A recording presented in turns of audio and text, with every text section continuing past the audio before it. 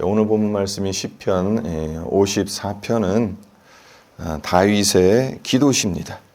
자기를 죽이려고 하는 사울로부터 하나님께서 구원해 주실 것을, 그리고 악인들에 대한 보응을 하나님께서 이루어 주실 것을 간구하는 기도시라고 볼 수가 있습니다.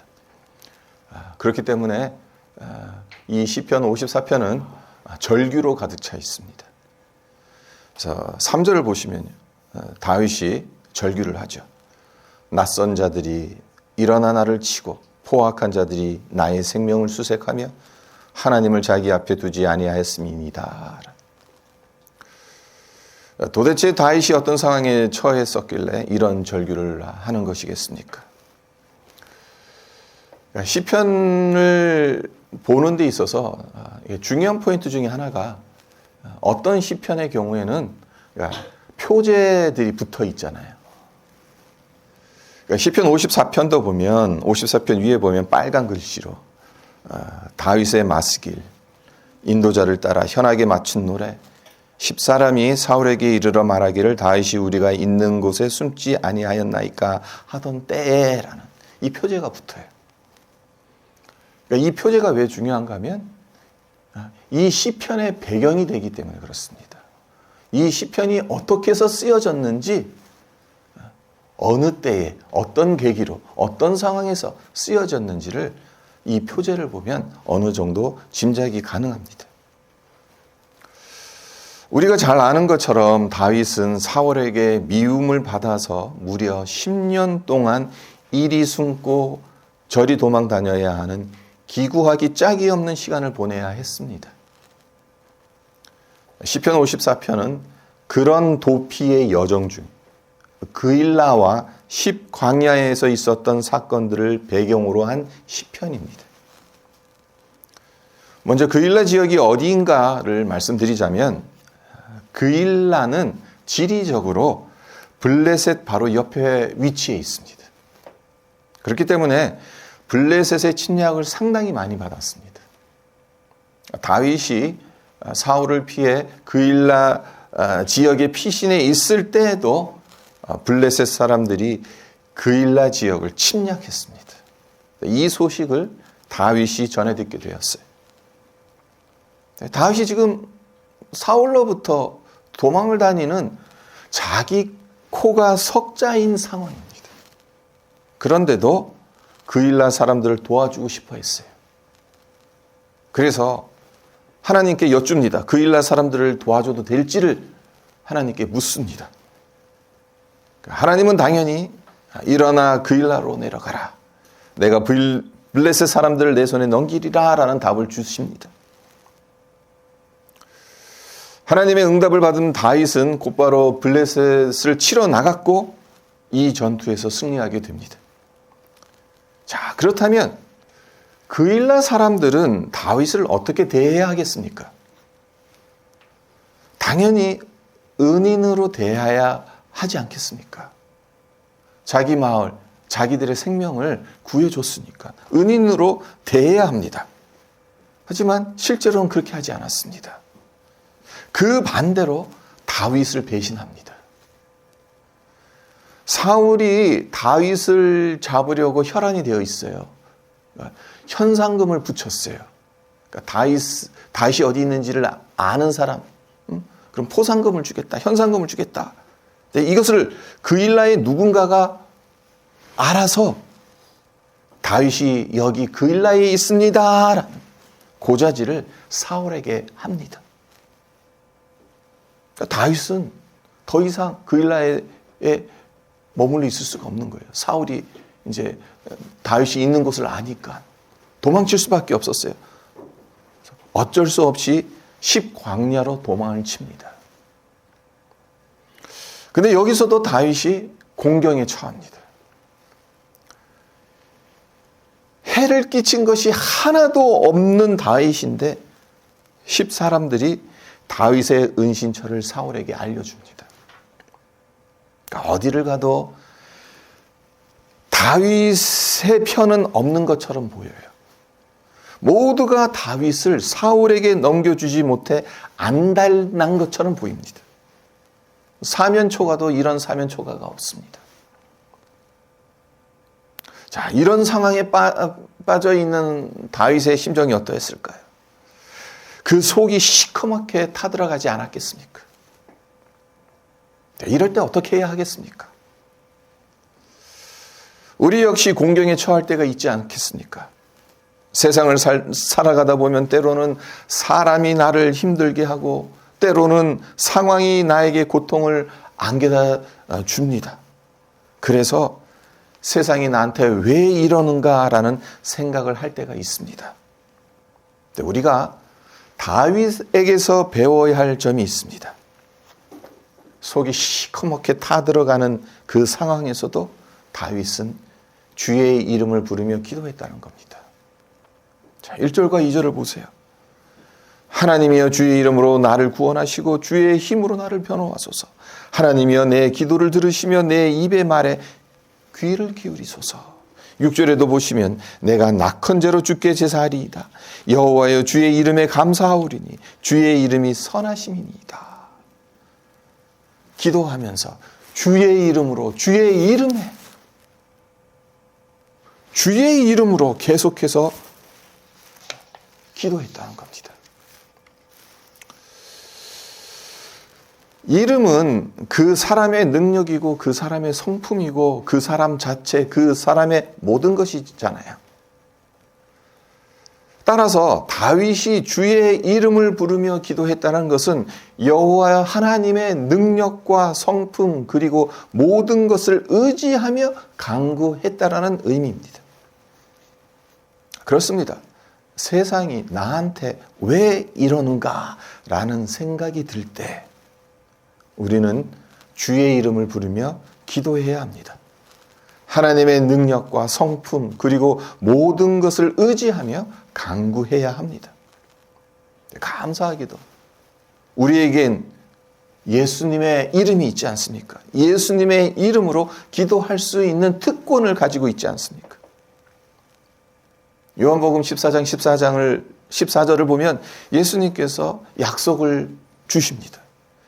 내 이름으로 무엇이든지 내게 구하면 내가 행하리라 라는 약속을 주십니다.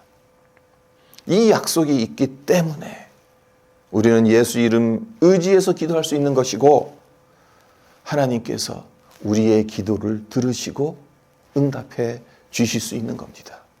아무의 이름이 아니죠. 예수의 이름으로 하나님 앞에 구했을 때 하나님께서 응답하시는 겁니다. 악한 마귀가 집어삼키고자 달려들어도 주님의 이름으로 기도하는 우리를 어떻게 할 수가 없는 겁니다.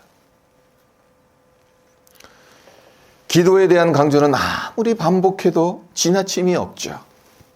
기도는 정말 중요합니다. 앞서 말씀드렸던 것처럼 다윗이 그일라 사람들을 구해줬는데도 그들은 다윗을 배신했습니다. 사울에게 고자질했습니다. 여러분 같으면 어떻게 하시겠습니까?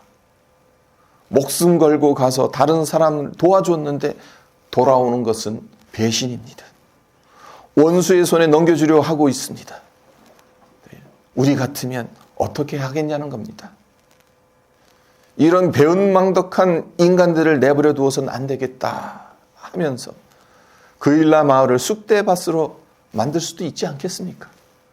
다윗이 가지고 있는 그 힘이라면 충분히 그일라 마을을 쑥대밭으로 만들 수도 있어요. 하지만 다윗이 가장 먼저 한 것이 무엇인가? 배신감에 화가 나고 성이 나고 손이 부르르 떨리고 그때 가장 먼저 한 것이 기도했다는 거죠. 사무엘상 23장 10절과 11절에 그 내용이 이렇게 나옵니다. 제가 읽어드리겠습니다. 다윗이 이르되 이스라엘 하나님 여호와여 사울이 나 때문에 이 성읍을 멸하려고 그일라로 내려오기를 꾀한다 함을 주의 종이 분명히 들었나이다. 그일라 사람들이 나를 그의 손에 넘기겠나이까? 주의 종이 들은 대로 사울이 내려오겠나이까? 이스라엘의 하나님 여호와여, 원하건대 주의 종에게 일러 주옵소서.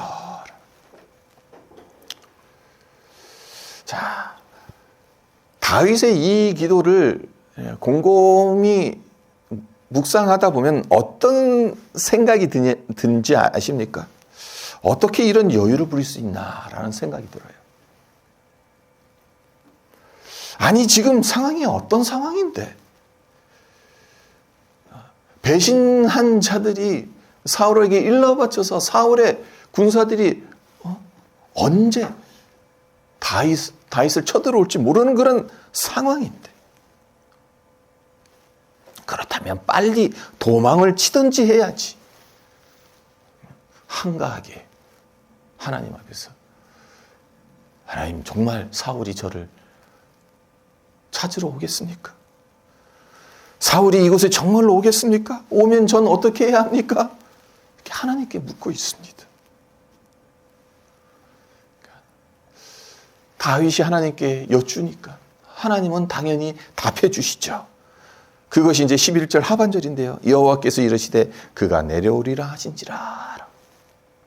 하나님께서 분명하게 답하셨어요. 그래, 사울이 이곳 그일라로 내려온다. 널 잡기 위해서. 분명하게 대답하셨어요.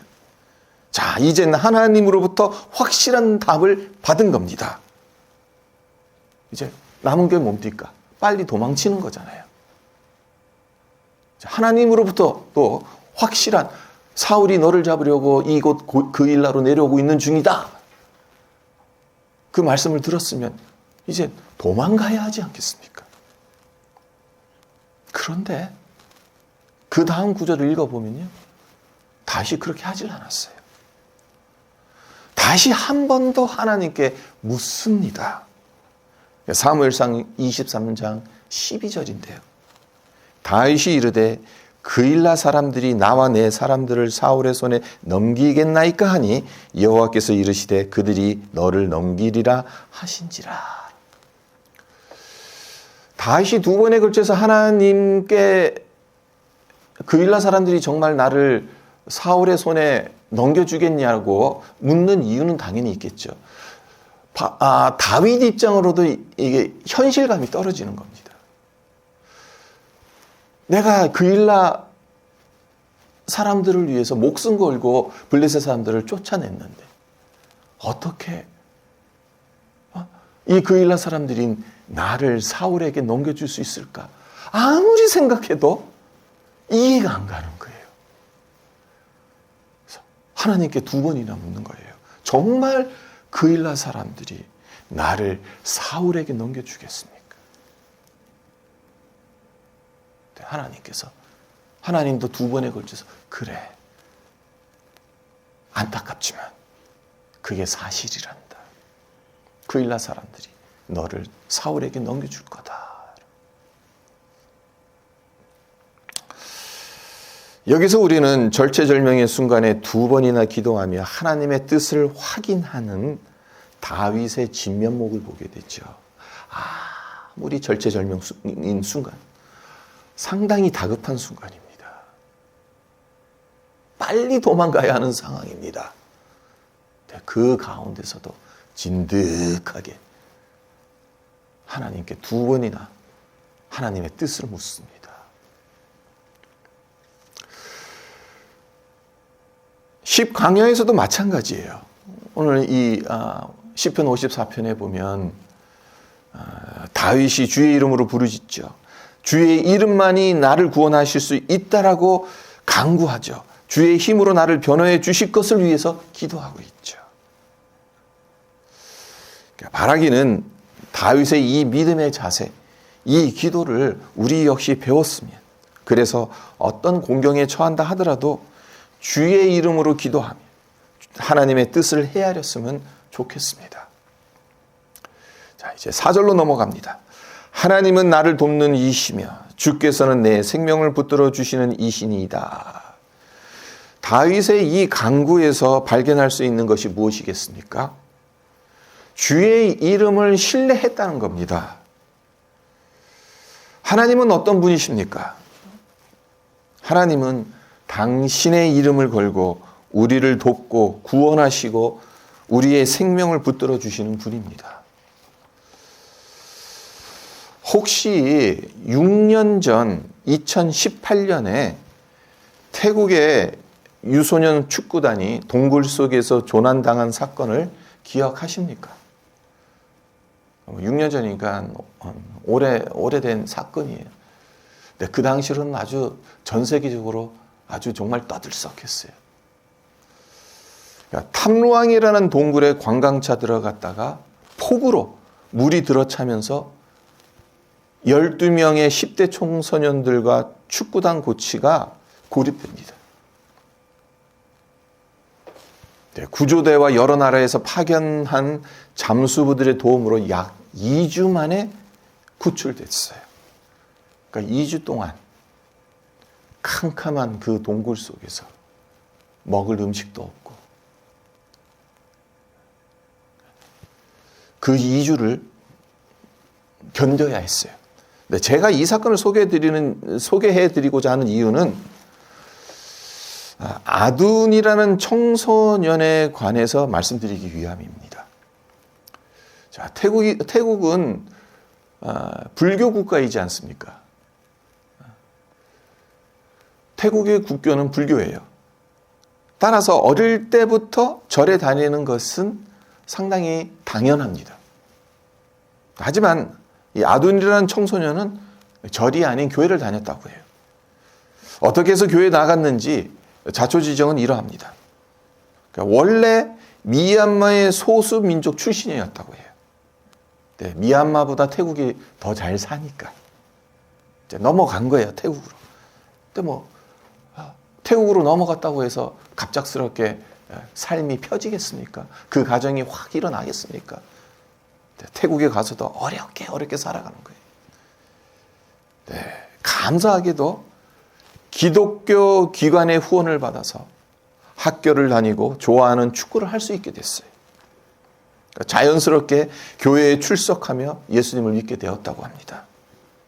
그런데 이 축구단 소속에 있었으니까 같이 동굴에 놀러 갔다가 거기에 조난당해버린 거죠.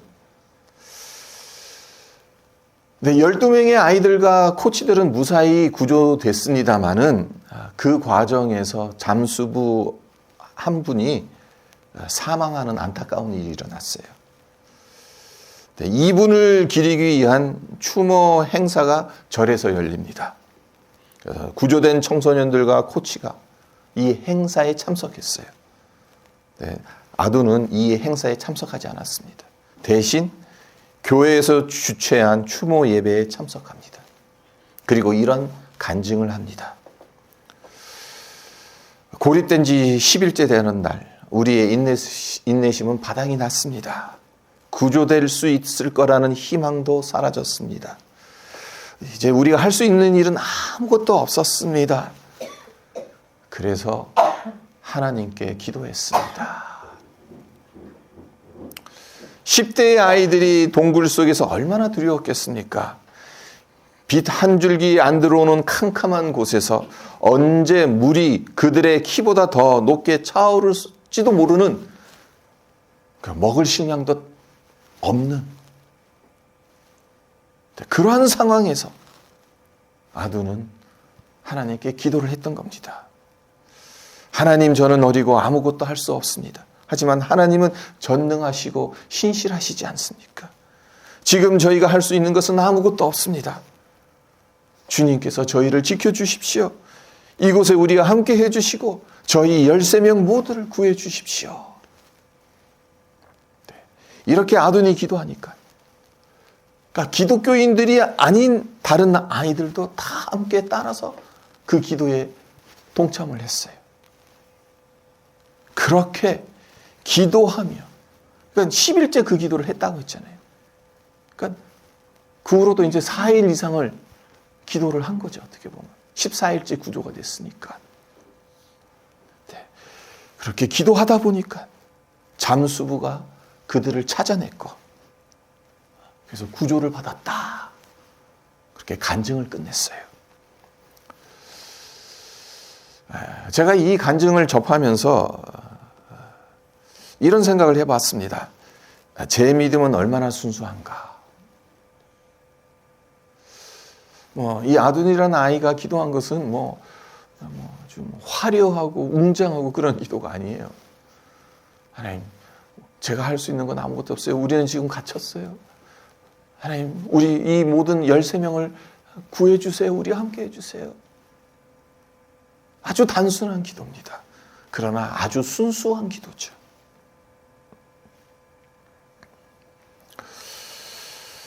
우리가 살면서 캄캄한 동굴 속에 조난당한 것 같은 느낌이 들 때가 어디 한두 번이겠습니까? 그럴 때 우리는 정말 순수하게 하나님은 나를 돕는 이시며 주께서는 내 생명을 붙들어 주시는 이심을 믿어야 하지 않겠습니까? 주의 이름을 신뢰하고 주의 이름을 부르며 기도하는 그것이 하나님의 백성으로서 당연히 해야 되는 일 아니겠습니까? 물론 그런 상황에 부딪히게 된다면 아주 자연스럽게 당연하게 우리의 마음속에서 우리의 입술에서 그러한 기도가 터져 나올 겁니다.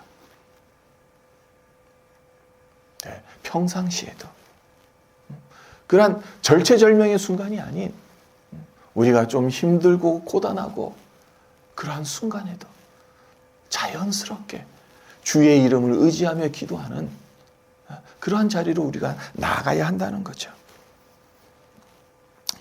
한 가지만 더 살펴보고 오늘 말씀을 마치도록 하겠습니다. 6절을 다시 보겠습니다. 내가 낙헌제로 주께 제사하리이다. 여호와의 주의 이름에 감사하오리니 주의 이름이 선하심이니이다. 여기서 참 중요한 단어가 있습니다. 낙헌제라는 단어입니다.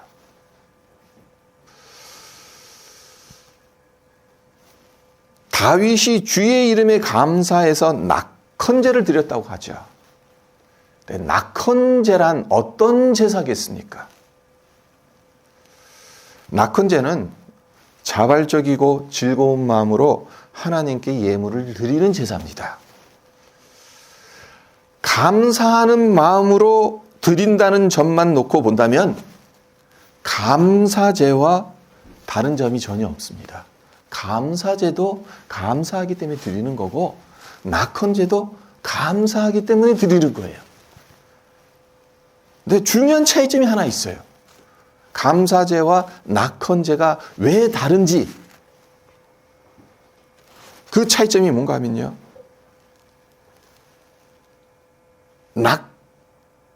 이 감사제는요. 쉽게 말해서 감사할 이유가 있어서 감사드리는 겁니다. 우리 대훈이가 이제 직장을 얻었습니다. 그래서 하나님 앞에 감사 헌금을 드리는 거예요. 그게 이제 감사제가 되는 거예요. 감사할 이유가 있기 때문에 하나님 앞에 드리는 제사입니다. 이와 반면에 낙헌제는 어떤 제사인가 하면요. 감사할 이유가 없는데도 자원해서 감사의 예물을 드리는 제사입니다. 그러니까 대훈이가 아직 직장을 못 얻었어요. 그래도 하나님 감사합니다. 언젠가는 주실 줄 알고 믿고 하나님 앞에 감사의 예물을 드립니다. 그렇게 하면 그거는 낙헌제가 되는 겁니다.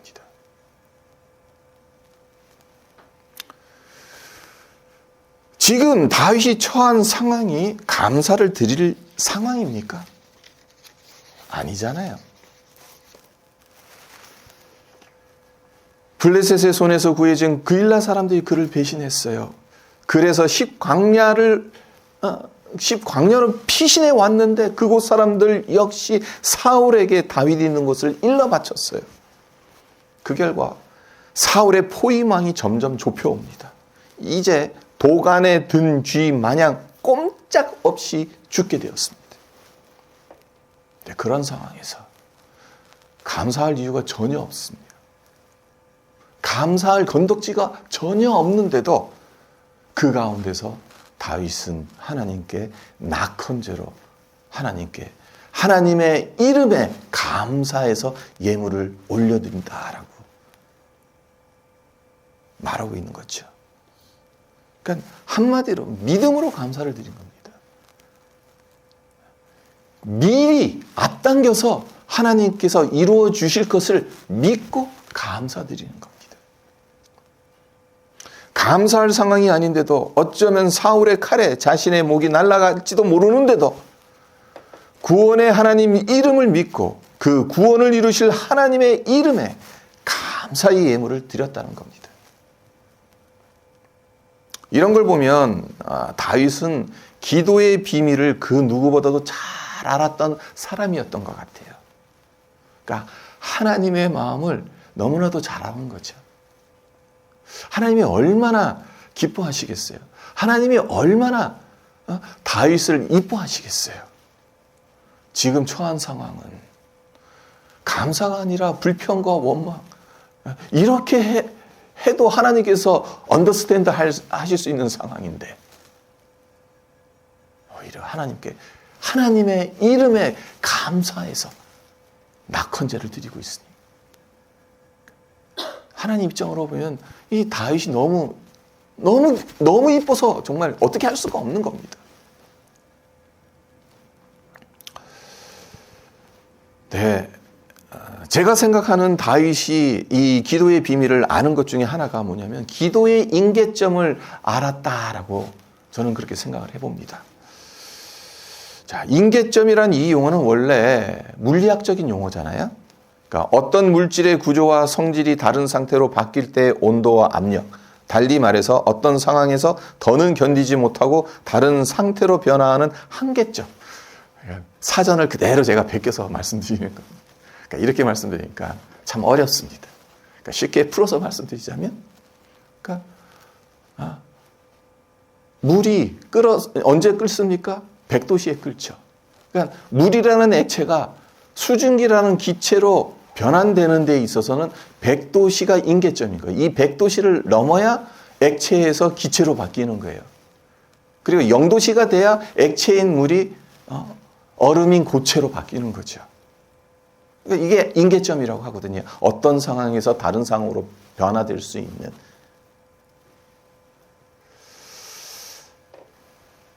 네, 이 의미가 확장되어서 많은 분야에 사용되고 있잖아요.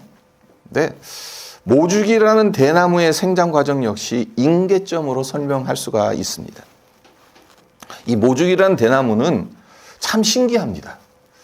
그러니까 이 발화를 했어도 5년 동안은 거의 자라지 않는다고 해요.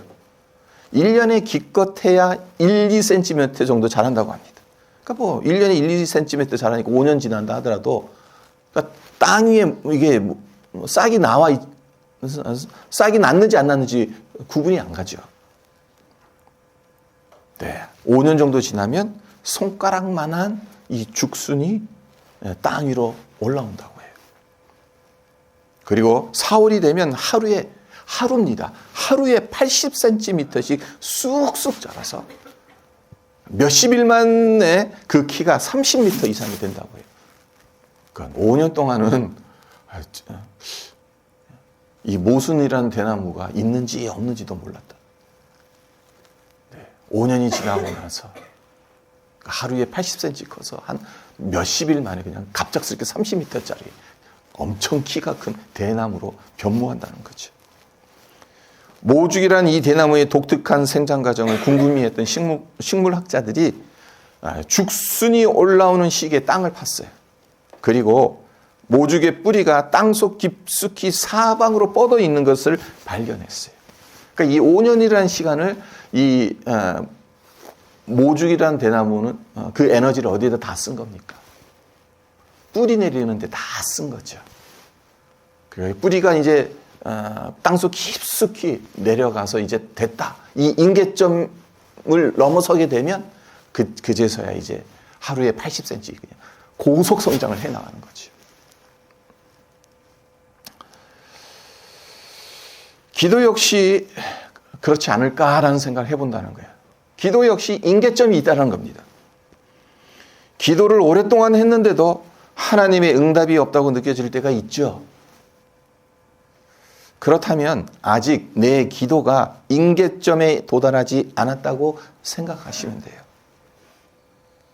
임계점은 다 상황마다 사람마다 기도 제목마다 다를 수가 있어요. 어떤 기도 제목은 기도했는데 곧바로 응답받는 경우도 있습니다. 그러나 어떤 기도는 평생 해야 되는 기도도 있습니다. 그러니까 임계점이 평생인 거예요. 근데 그 임계점을 안 채우면 그 기도의 응답을 받지 못할 수도 있는 거예요.